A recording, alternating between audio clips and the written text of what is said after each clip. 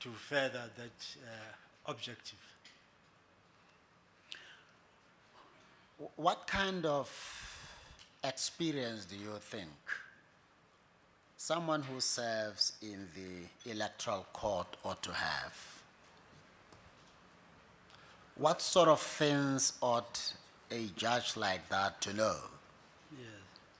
Well, first and foremost, one would have to appreciate the constitutional imperatives, the right to vote, something which is entrenched in the Constitution. And of course, one would have to have a working knowledge, in fact, a good knowledge of all the legislation, the acts governing elections. And well, for now, we've got 3 primary acts governing all our elections. We've got the Electoral Act, the Electoral Commissions Act, and the Municipal Elections Act, together with their regulations. So one would really have a good knowledge of those acts. One would also need to have a good knowledge of the applicable jurisprudence, the developing jurisprudence which has taken place worldwide. And I think our court, our electoral court so far has acquitted itself well in that area. Have you familiarized yourself with the applicable legislation? Yes, I have, Chief Justice. What challenges do you think the court has, if any? I think that court, the membership of that court has to be expanded. At present, it consists of 3 judges and 2 members. And when we are having elections, there are many actions that occur, and the court tends to be busy. And I mean, if one thinks of the upcoming elections in 2019, where we are going to have both national and provincial and local elections, that court tends to be busy. So I think the first challenge is, I think we need to increase the number of judges, the personnel meaning that court. And secondly, I think with time, that court would need to have its own secretariat, because I believe it tends to be quite busy. Does the workload suggest that it requires more capacity, or are you just being futuristic? I'm just being futuristic, Chief Justice. Okay. Yeah. Okay. Very well. Chairman Shongwe? Thank you, Chief Justice. Judge Mbha, there are comments by people, certain organizations, on your application, one of which is there are no women judges in the electoral court. Would you want to comment on that? Yes. Well, presently, there is a female member, Ms. Patha,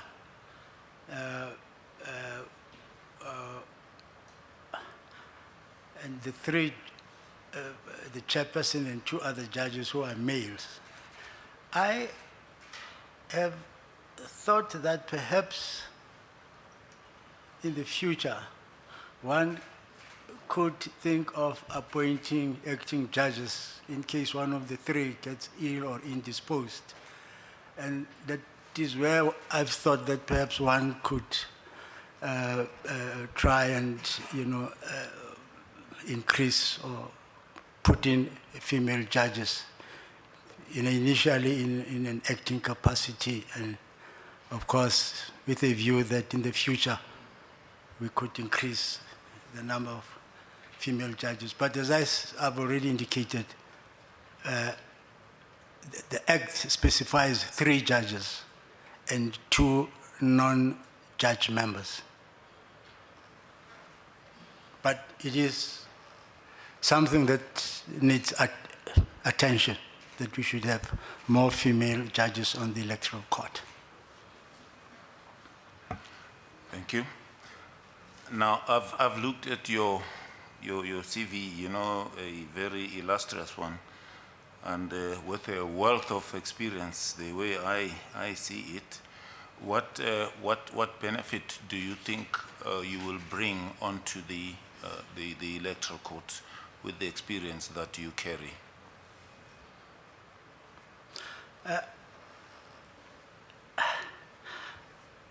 I've always believed that we've got an imperative to always develop our jurisprudence. And I think if you have a peek at all my judgments, I've always placed emphasis on constitutional aspects in almost all my judgments. And the right to vote being a right which is entrenched, I think we need to continue to develop our jurisprudence in that area. In my experience, when elections are about a few months coming, usually there are many applications and appeals coming to the Electoral Court before, during, and after the elections. And in my experience, Electoral Court matters are inherently urgent matters.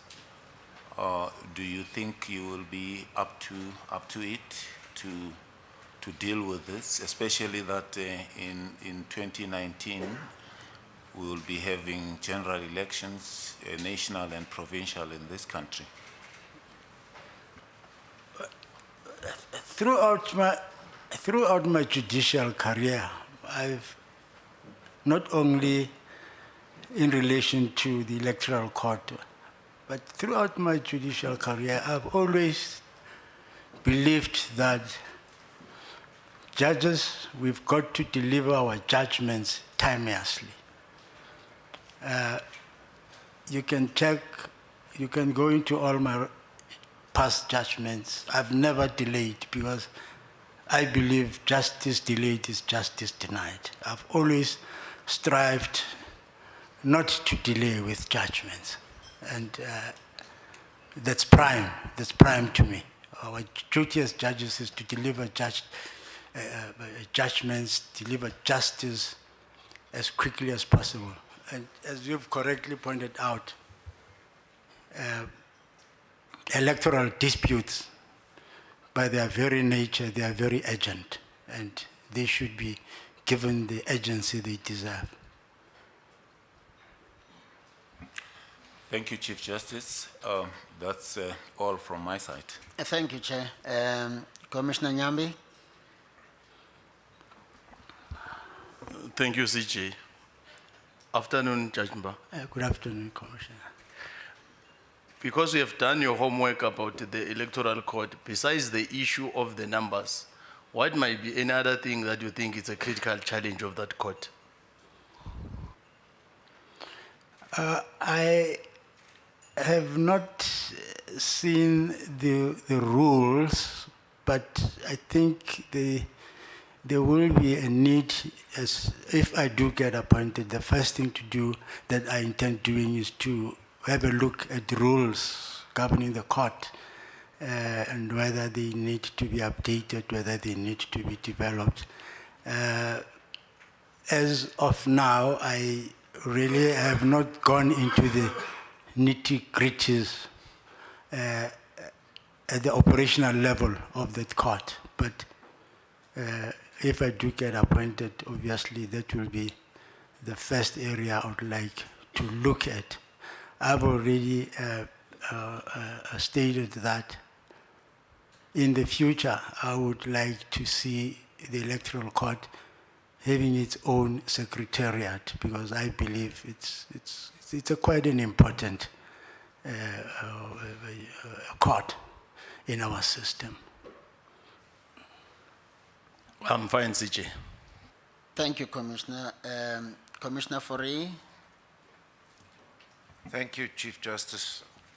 Good afternoon, Justice Mbha. Good afternoon, Commissioner. You've referred to the composition of the Electoral Court consisting of 3 judges and 2 non-judges.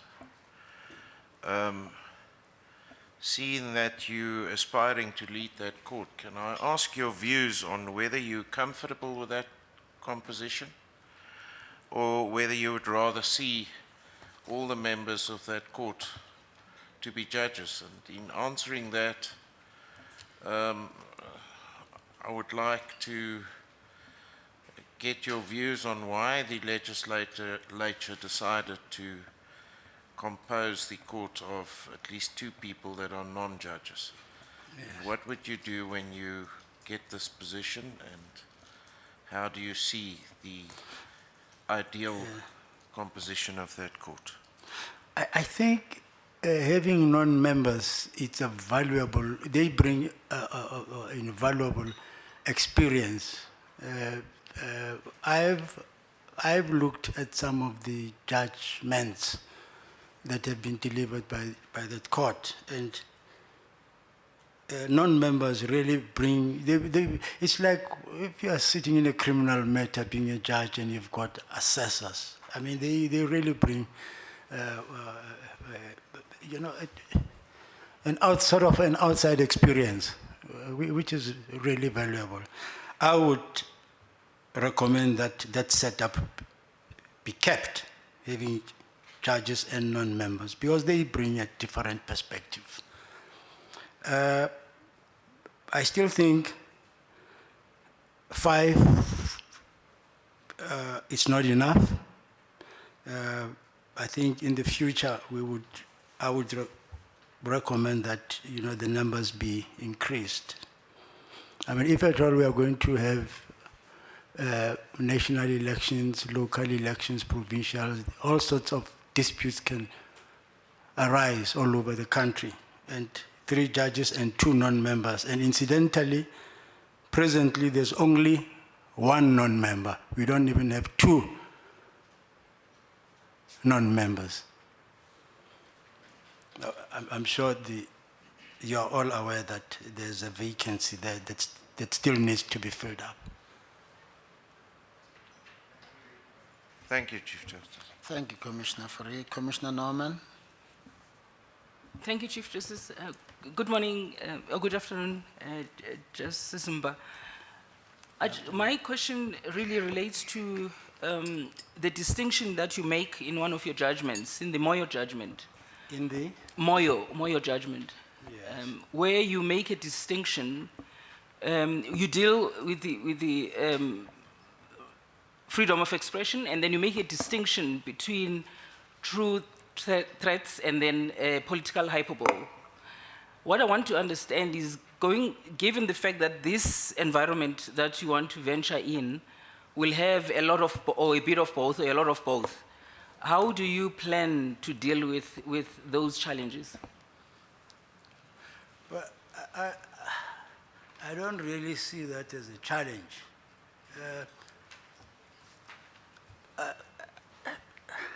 The point I make in the judgment is that there should be complete freedom of speech. And hyperbole is, it's just that. And we should expect that in an election, tensions get high, get raised, as long as there is no violence or threats of violence. And fortunately, in our legislation, there are codes of conduct wherein threats, intimidations is outlawed. So there is a code of conduct that guides that. And to the best of my recollection, each time there's an election, all political parties are brought together and they all sign that code of conduct. And they make undertakings to adhere to that.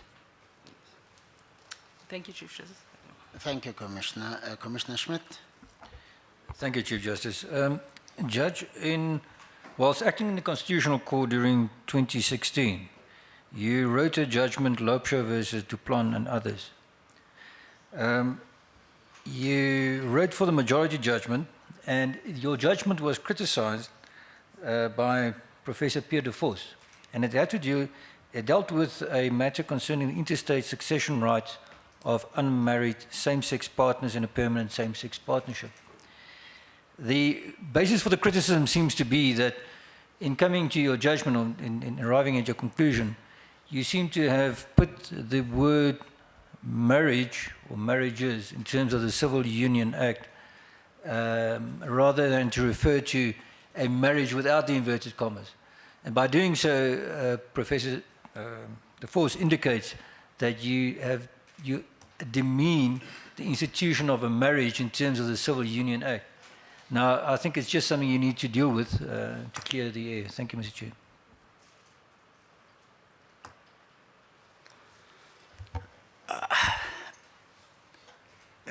I did read Professor de Vos's criticism, which I appreciate, because I've always maintained that our judgments must be subject to public scrutiny. But where I differed with Professor de Vos in the main was that he had wanted me to veer from the issue of interstate succession and to get into some other area.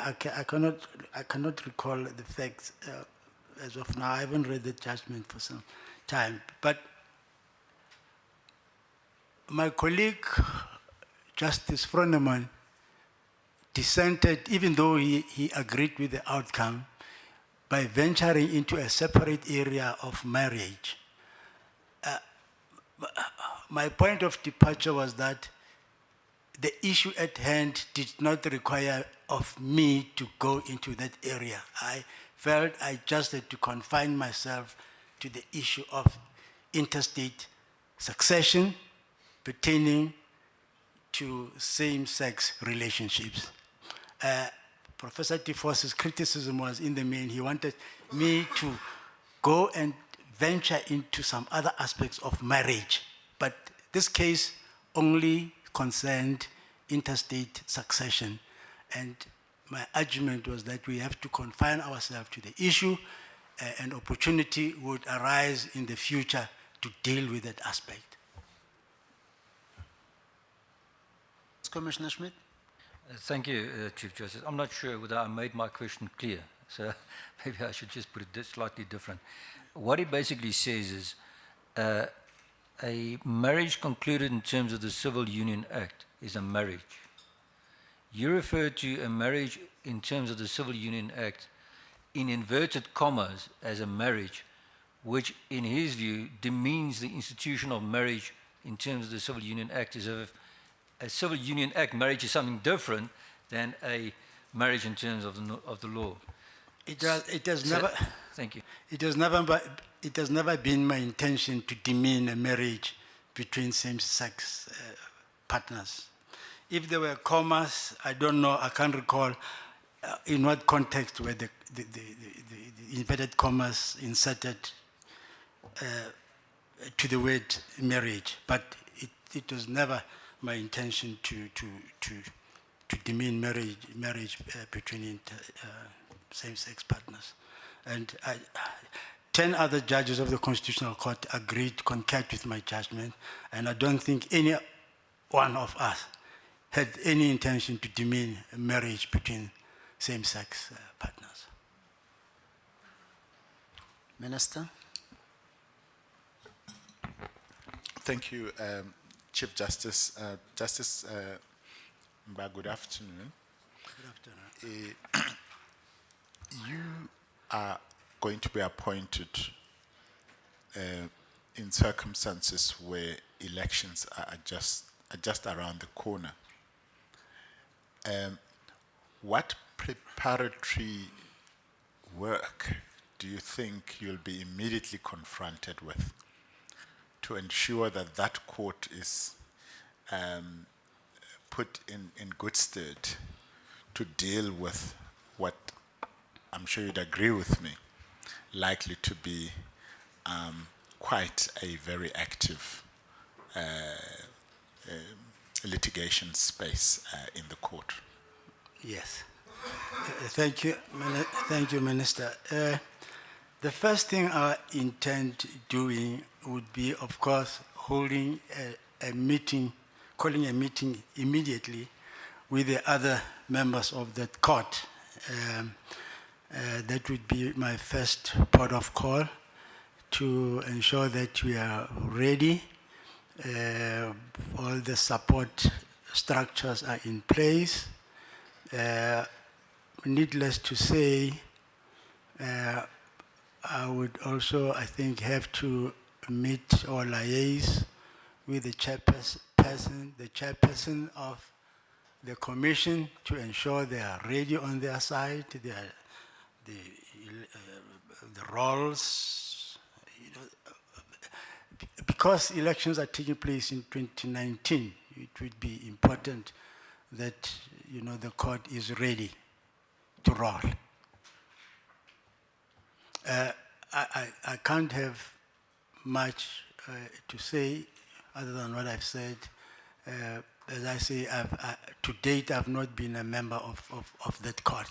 So, but obviously, things have to be ready, and yeah. Yes. Chief Justice, through you,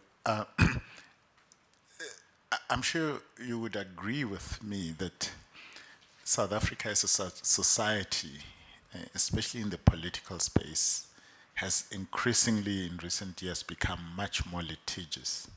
That is, resorting to courts to resolve disputes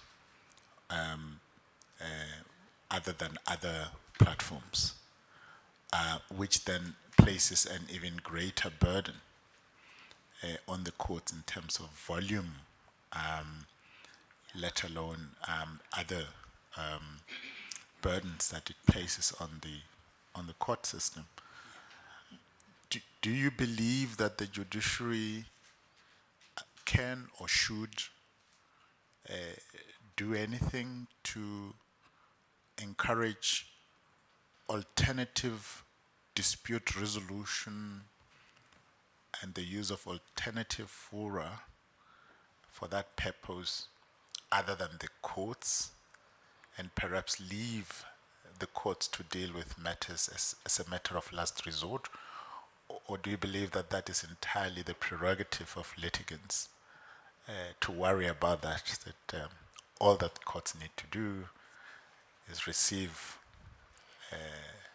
disputes and deal with them, and that's it? I just want to get your sense of where you see the system going in this regard. Thank you. Thank you for that question, Minister. I will try to answer the question by specifically confining myself to the electoral setup. The legislation we have, fortunately, it provides that before matters can come to the court, there are systems in place. We have, depending of course on the type of dispute that arise, we might have an issue at the ballot office. There is an officer who should deal with that. The matter can be escalated to the commission. The commission has got to deal with that in terms of the legislation. So there are systems in place. So the court is really the last resort.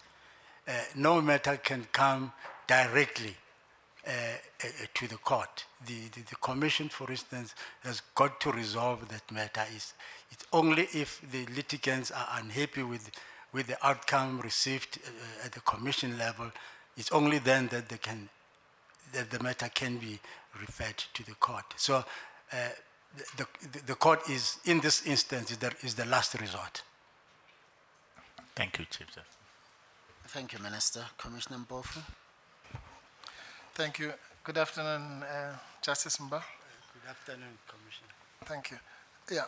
I just want to ask you about access to the court. I just happen to remember, I just did 2 cases, well, not just, in the past few years. And one of them, or rather both of them, emanated from the Northern Cape, but the one was heard in Joburg. My opponent was Commissioner Linda Thomas here. And the other one was heard in Bloemfontein. Now, like you, I haven't looked at the rules recently, but that seems to suggest that either from the rules or from the Act, there is something that allows matters to be heard outside of the jurisdiction where they have occurred. And at face value, that would seem to impede access to justice for litigants. It's good for the lawyers. It was great for us to just drive up to Pritchard Street. Yes. But shouldn't something be done about that to make the court itself more accessible to the place where the dispute has occurred, rather than the convenience of either the judges or the lawyers? Yes, quite correct. In fact, when I was saying, for now, I'm looking at introducing the usage of acting judges in that court. I was specifically having that in mind. At present, there are only 3 judges and 2 non-members. And I would like to see a situation where the court actually goes to where the people are. And we can only achieve that if we increase the members of that court. And as a starting point, I think utilizing acting judges would help. The Act only mentions 3 judges and 2 non-members, but there is nothing that precludes the usage of acting judges. That court has got the status of a high court. And so the Constitution would help. The Constitution provides for the appointment of acting judges. So what I'm having in mind is that we should have as many judges as possible spread all over the country, precisely to enable access to everyone in the country. Thank you, CJ. Thank you, Commissioner. Prof?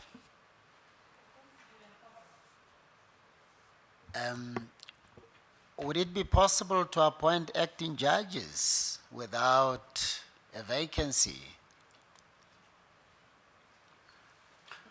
No, Shouldn't you rather ask for a bigger number of judges for the electoral court so that you can achieve that objective, rather than seek to appoint acting judges to non-existent posts? Yeah, quite right, Chief Justice. You cannot appoint an acting judge if there's no vacancy. Yes. But it's something that's really occupying my mind. It's a concern to me that there are only 3 judges. To change the law is going to take time. We've got elections coming up next year. What does one do? If at all we've got 4 or 5 electoral disputes, that matters that have to be heard, what do we do? And it's something that I will engage your office, engage all relevant stakeholders, the minister and what, as and when the problem arises. Yes. But I can foresee problems arising. I think next year is going to be quite busy, and